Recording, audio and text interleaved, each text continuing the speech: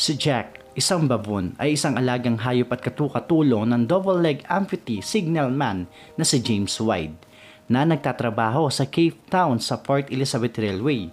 Paano siya natanggap bilang empleyado ng Port Elizabeth Railway? Nagawa niya ba ng maayos ang kanyang trabaho? Yan ang aalamin natin. Pero bago natin simulan, kung bago ka pa lang sa channel natin, pindutin nyo na ang subscribe button, i-like ang video ito at i-click nyo na rin ang notification bell para updated kayo sa mga bagong video natin. Simulan na natin!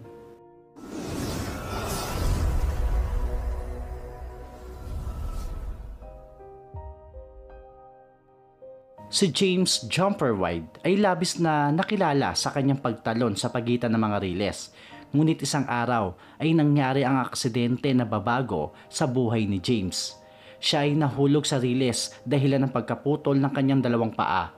Bagamat ganon ang nangyari kay James, hindi ito dahilan upang mapanghinaan siya ng loob at magbukmok, bagkos tinuloy niya ang kanyang pamumuhay. Upang may pagpatuloy ang kanyang trabaho, noong 1881, binili niya si Jack, isang baboons. Ito ay isang uri ng unggoy. Ito ay kanyang sinanay na magtulak ng kanyang wheelchair at i-operate ang mga signal ng riles. Isang official investigation ang isinagawa matapos may mag-report na may isang baboon na nagbabago ng mga signal ng tren sa Uitenhage malapit sa Port Elizabeth. Nagkaroon ng pagpupulong ang mga opisyal kung tatanggapin nila si Jack na mag-operate ng signal ng tren. Sa unay nag-alilangan sila, pero sa bandang huli, nagpasya sila na tanggapin si Jack matapos patunayan nito ang kakayahan na gawin ng kanyang trabaho.